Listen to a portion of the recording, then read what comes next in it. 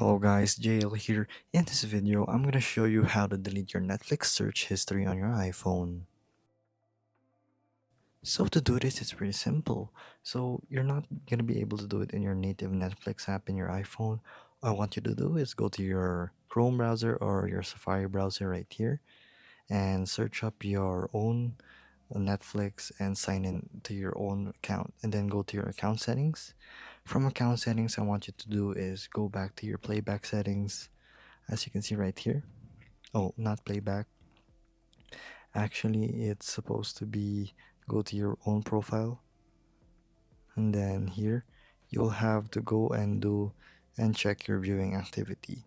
So basically here you can start selecting the ones you want to remove, or you can just scroll down and you can hide all and then press yes. There you go.